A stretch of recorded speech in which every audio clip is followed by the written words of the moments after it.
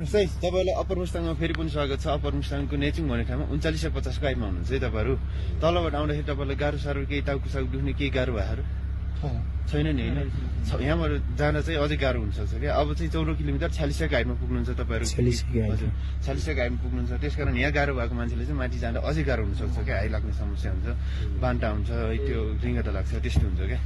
गाह्रो भएको छ भने चाहिँ यतै बस्नुस्, तपाईहरुले तपाईहरु साथीहरुसँग फर्किन सक्नुहुन्छ है।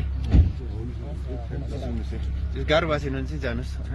तपाईहरु अब यहाँदेखि 46 को हाइटमा चाहिँ कोरोला बोर्डर चाइना, नेपाल र चाइना बीचको कोरोला बोर्डरमा जानुहुन्छ। त्यहाँ चाहिँ हाम्रो 24 नम्बर पिलर छ है। त्यो 24 नम्बर पिलर चाहिँ 10 गज क्षेत्रमा छ। 10 गज क्षेत्र भनेको चाहिँ दुवैतर्फको जमिन जोडिएको जमिनको बीचोबीच स्थानमा चाहिँ हाम्रो 24 नम्बर पिलर छ है। 24 नम्बर पिलरमा चाहिँ तपाईहरु गइसकेपछि त्यो 24 नम्बर पिलरमा माथि के कुनै पनि सामानहरु के टोपी, स्क्याप हैन, त्यसपछि त्यो पन्जाहरु, चस्माहरु, जुनसुकै सामान पनि, सानो सामान पनि त्यहाँ माथि राखेर फोटो खिच्ने काम नगर्नु होला, फोटो भिडियो गर्ने काम नगर्नु होला है। त्यसपछि गइसकेपछि त्यो पिलरलाई अरेस्ट लाएर हैन टेकेर अलि नरम तरिकाले फोटो खिच्ने काम नगरिनु होला है।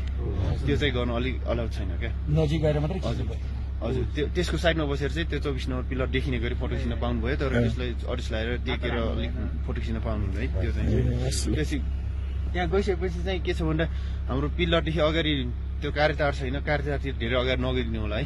त्यो चाहिँ हामी तपाईहरु चाइना छिर्न पाउनुहुन्न एक त हैन। चाइना छिर्न नपाए पनि तपाईहरुले चाइनाको सामान ल्याउने क्रममा चाहिँ व्यापारी दिदी बहिनीहरु जान लाग्नु भएको छ, व्यापारीहरु गइराख्नु भएको छ। उहाँहरुको साथबाट चाहिँ सामान ल्याउन सक्नुहुन्छ। सामान ल्याउने क्रममा चाहिँ चक्लेटहरु, रक्सीहरु पाउँछ हैन।